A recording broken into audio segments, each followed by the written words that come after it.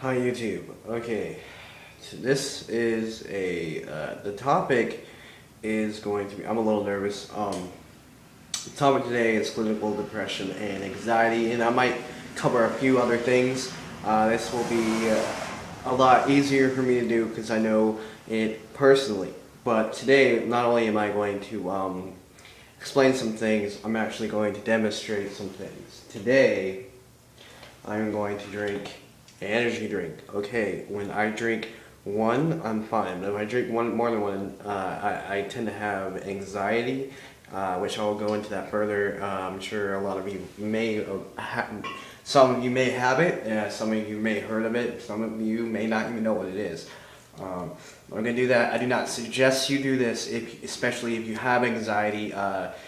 It's not really dangerous. I mean, it can be. I'd rather you not do it. But this would be an amazing video if I had editing, because then I could like show examples and such and so forth. But yeah. So let me start. I'll start drinking this, and you may notice that I might start rambling a lot, and I might speak a lot faster, and I'll just kind of get into it. But I just wanted to show you on a personal example of what can happen. So yeah.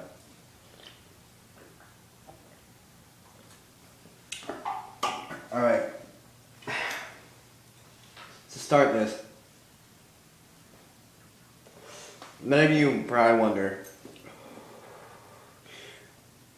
or know what clinical depression is. Clinical depression is not being depressed. Clinical depression is when you have a deficiency of serotonin or possibly dopamine, which those are kind of your happy chemicals, but they also do a lot of other things for you. They help contribute to a lot of things to your brain. I am clinically depressed, and the thing that I don't like is most people don't realize you really don't need to be on pills. I mean, you may, but it's always nice to get some help along with it. I used to be on pills, and I have gotten off them. A lot of things, you may not have clinical depression until whenever in your life. It can be caused by trauma, anything like that. Ways you know that you're clinically depressed, don't just sit there and just assume that you're clinically depressed. If you actually monitor and pay attention to how you are for, say, maybe at least for the best time, I would say maybe a year. If you sleep a lot without meaning to, if you know, experience like pains and random pains and stuff, and obviously if you have suicidal thoughts and such and so forth, that's clinical depression. But you don't need pills or anything like that to help you out. You just need some way of coping and getting away from it, and I'd rather it be, you know, positive. You know, there's a lot of things that can be positive. I do a lot of mine through music and helping other people through their issues. That's how I cope with mine. I'm not on antidepressants or anything like that anymore, and I'm okay with that. I still have anxiety. I find a way through it. I still get really depressed, but I find a way through it. A thing that I've noticed is you have to want to change to truly get over this. I mean, you have to severely want to change to help yourself out of this, or you're not going to. I realized that just not too long ago. I was struggling with not using alcohol. I was using it a lot. I've done a lot of stuff that isn't a very positive thing, and if you really want to change, you'll find a way. There's lots of ways to kind of help yourself. You'll find that outlet, that piece in the world that will just make things better. And yet again, as I would say, it doesn't, in my other video that I'm going to upload, does not have to be a relationship. A lot of people get that messed up. There are a lot of other things like really good friends that can help you through this. And one point I like to take out is anxiety is actually a part of depression. Anxiety never comes by itself, because anxiety is a symptom. It works off serotonin and dopamine. Much like some bipolar side effects. If you're bipolar, you're usually clinically depressed as well, from what I can gather together. This is going to be more than a one-part video. This is going to be a lot of, probably like 3 or 4 videos together, because there's a lot to go through and a lot to explain.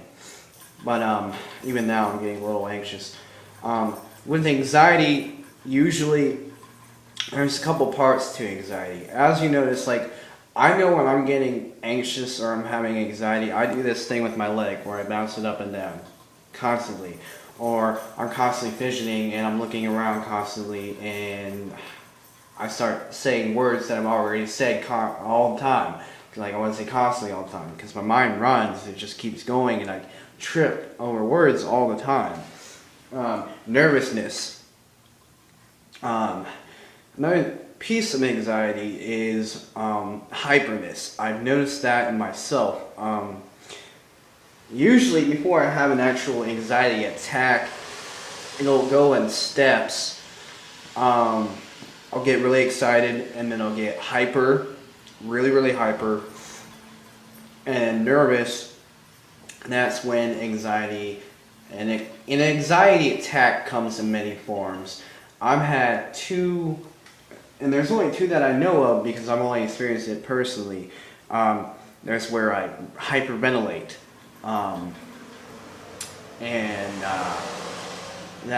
that's just because I freak out. And another one is where basically your mind, none of this is real, but if it occurs too much, then you need to get help, or else it can cause some long-term damage, because then you can fake yourself into real panic, and if you go into real panic, then you will freak out and you can possibly hurt yourself. I get imaginary heart attacks, where basically it feels exactly like I'm going to have a heart attack. I feel like my heart's going to beat out of my chest. I feel my arms go numb, my arms will be in pain, my chest will get really tight, and sometimes I'll feel like it's beating like 1,000 miles an hour. But I'll have a doctor, I'll have somebody check my heart speed or heart rate or whatever, and it'll be normal.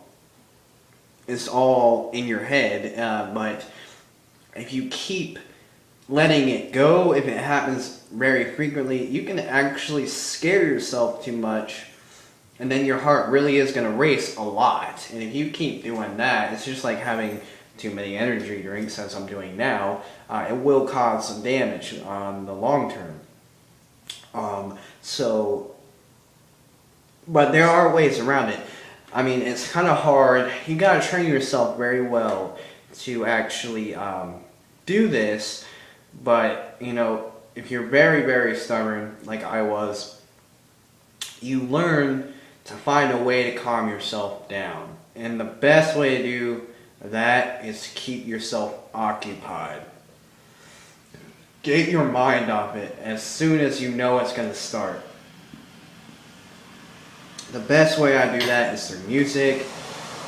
I let the hyper side take effect.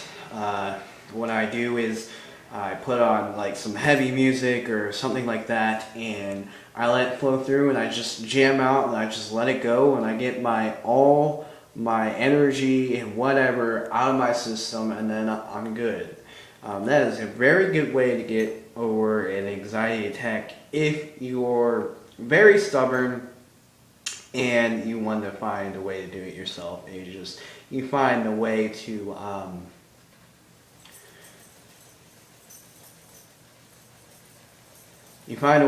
get around it, and you pretty much help yourself control yourself again. Now, depression. I've been through. I spoke about it earlier, but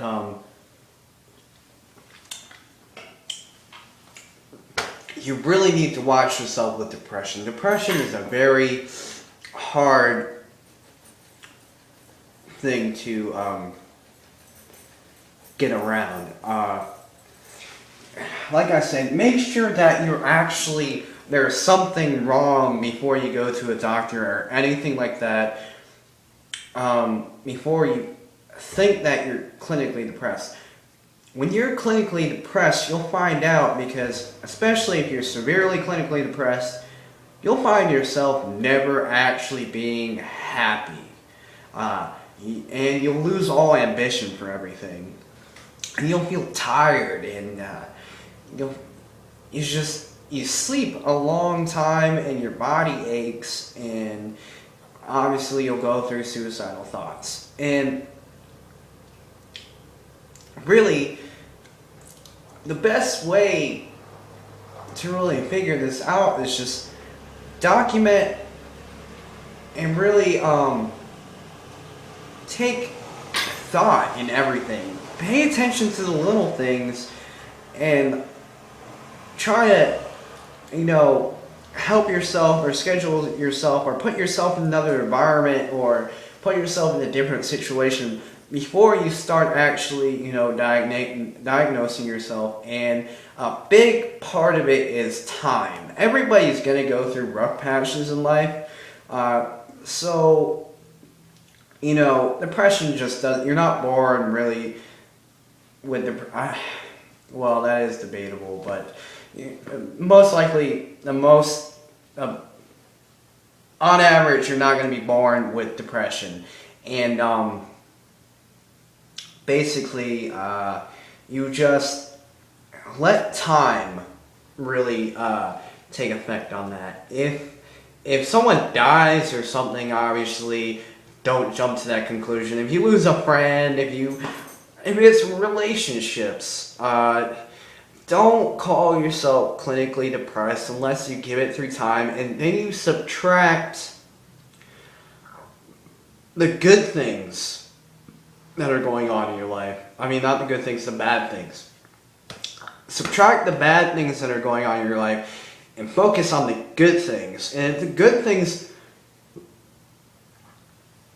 really, really don't help, and you actually want yourself to change, really you want yourself to be happy, because I've noticed there's some people who honestly just don't feel a need to be happy anymore, which kind of sucks, but I try to help them out. I don't know how to help very much on that.